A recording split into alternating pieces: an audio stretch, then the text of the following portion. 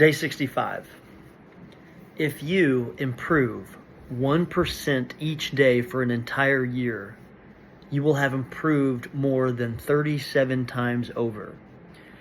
Let's do a little quick math.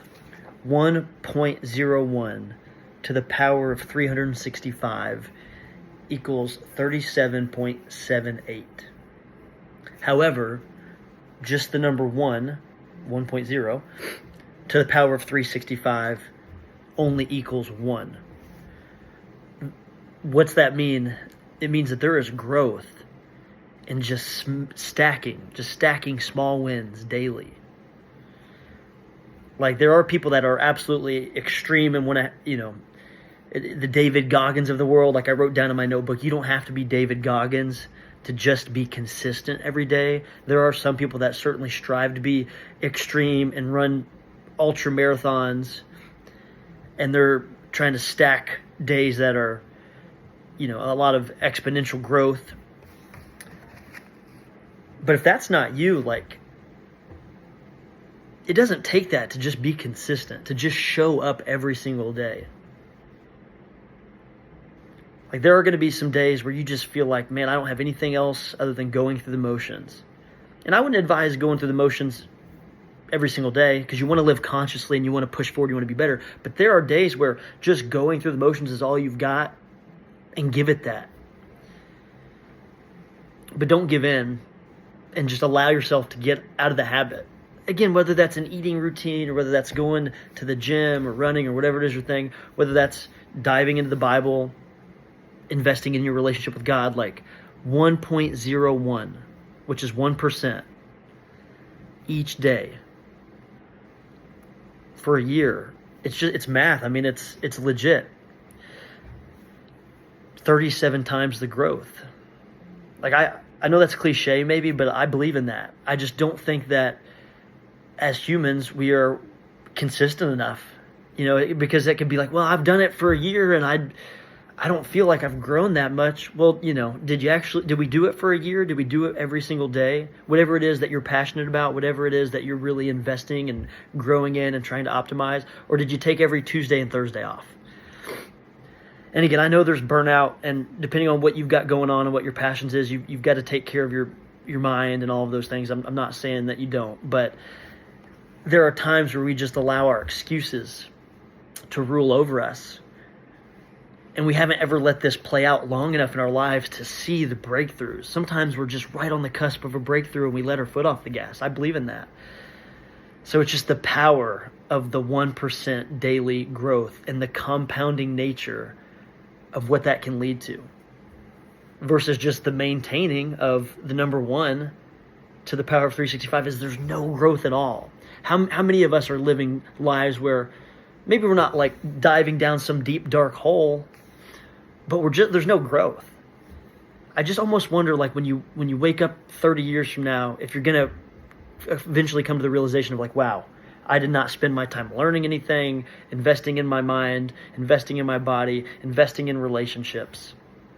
You don't have to, build Rome in a day, but just daily investments every single day, beyond our human emotion, beyond our human circumstances and busyness and distraction, just daily prioritization of the 1% every single day. And make a plan on how you can achieve 1%. How are you going to set aside time to really invest in that, to ensure that it happens? It's possible. And it's not complicated. It's hard. It's not complicated, though. We know what we need to do. Prioritizing and executing. Planning and executing those daily habits to where you can get the exponential returns. So the verses that I have today is in Luke chapter 16, verses 10 through 13. It says, "Whoever can be trusted with very little can also be trusted with much. And whoever is dishonest with very little will also be dishonest with much. So if you have not been trustworthy in handling worldly wealth, who will trust you with true riches? And if you have not been trustworthy with someone else's property, who will give you property of your own? No one can serve two masters. Either you will hate the one and love the other, or you will be devoted to the one and despise the other. You cannot serve both God and money." And that's very true as it relates to our finances. And I would also argue that it's very true related to other things in our life. If we're going to be devoted with God and invest in our relationship with Him, there cannot be other masters in our life that are destructive, that are,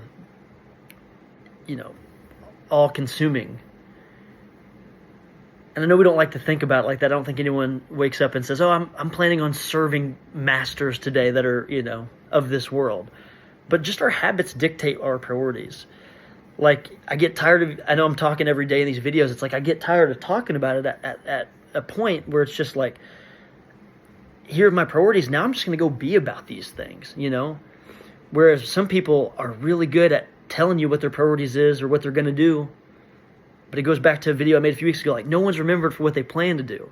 It's like, are your actions actually following your words? And listen, I've spent way too many seasons of my life not executing, not being about the action. I've spent seasons of my life, as these words say in verse 10, like 10 and 11, like I've been not trustworthy with things in my life, and not just like related to money, but just like relationships or investing in God or investing in my body. Like, of course, I'm not going to grow, and I'm not going to achieve the things that that God has called for me if I'm not investing in my daily routine, my daily pattern. And like, it's especially important to focus on these things, I believe, when you're young, because I'm drawing the comparison here with these verses. It's like when you're young, like that's when you're little, as it says in these verses. Like, when you're young, invest in yourself, because there's going to be so many positive dividends that are being paid.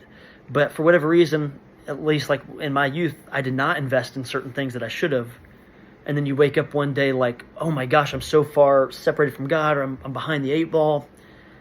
And you haven't grown because you haven't been trustworthy with the gifts and the things and the opportunities that God's given you. So the best day to start a change is now. Like, I'll just close with this, is like, it might be overwhelming to be like, man, I'm already almost 2 months into this year and I can't get all these dividends now, like the 1% each day. I can't start today because I got a meeting later. I can't start today because I got to run some errands. Like, we can make all these excuses of why we don't want to just drop everything and invest in our relationship with God, or invest in our mind, body, and spirit first.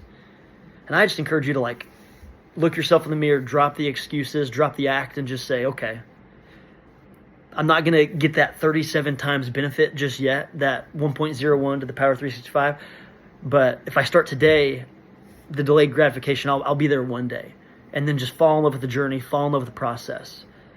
Not going to notice results in a day or a week or sometimes a month, but daily, just paying the dues. Fall in love with that process. Start today. Don't delay or you won't do it. That's my encouragement today. So, again, 1.01 to the power of 365. See what it does for your life. That's day 65.